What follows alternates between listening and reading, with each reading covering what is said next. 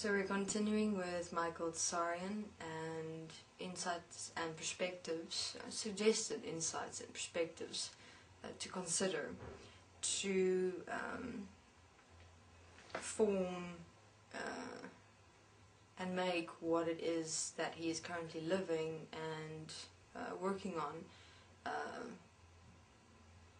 practically effective for human beings from within the principle of actual real self-change that penetrate the actual real change of this world.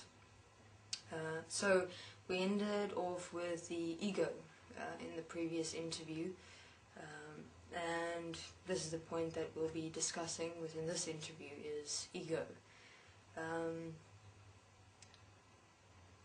What we found with regards to ego, and this is within our own processes that we've practically walk and have walked, we've realized that if we separate ourselves from the ego, meaning seeing the ego as a separate design, a separate manifestation, a separate being, a separate system, we had within that acceptance of seeing the ego as something separate from self, actually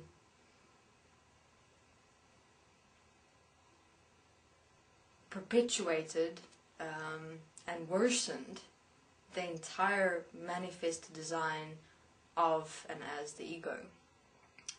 Meaning no matter how much we approach the point of ego, it didn't go away, it didn't stop, it didn't cease to exist within ourselves.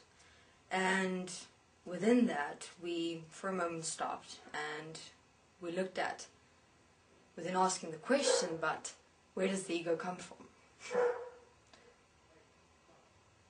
What we've realized and saw within that is that we've created the ego. The ego is a part of self that self has created and designed. So within that, if I'm the creator, the creation is me. In other words, if I created the ego that I've created of myself is me.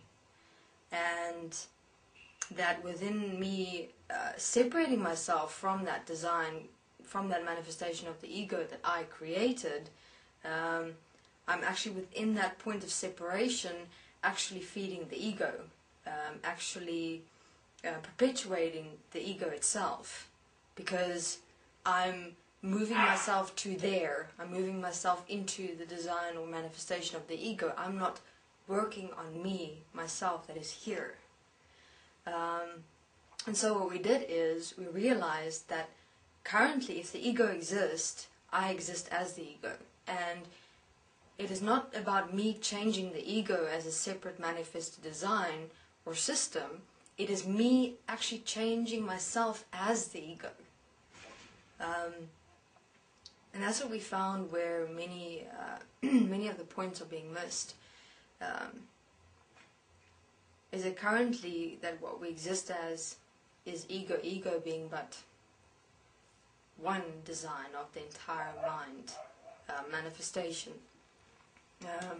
We found that we've designed the ego as a separate manifested projection of self, and that ego exists within the mind-head region, wherein we've created this entire mind-manifested reality of beliefs, interpretations, perceptions, ideas of ourselves. So the ego contains all of that. And we exist within this definition of ourselves as ego, which is not the actuality of who we are here. It is simply a projection, a part of ourselves in which we separated ourselves. And so what we did is we walked the process of realizing, alright, currently I'm accepting and allowing myself to exist as ego.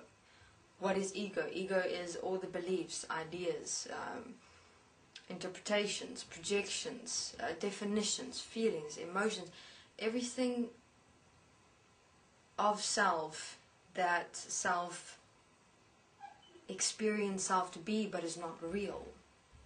It's not actual, it's not factual, it's not a livable, equal in one expression of who I am.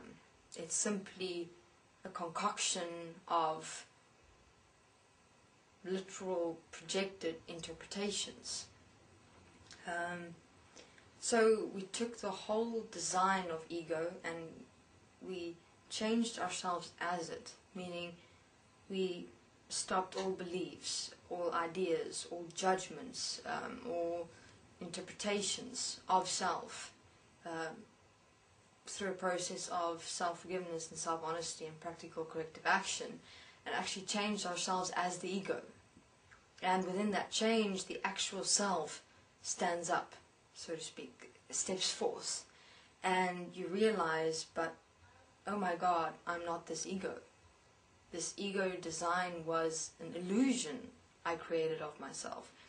And the main point we found of ego is that its original design comes from beings interpreting other beings' views of yourself, and within that you create ideas, perceptions, beliefs of yourself. In other words, let's say, for example, a being would walk by and look at you, and within that you'd interpret the look a certain way. For example, oh my God, that being looked at me in disgust. And then a point of perception, self-perception, self-judgment, self-interpretation comes up of what's wrong with me? Why did I get a disgusting look? Have I done something wrong?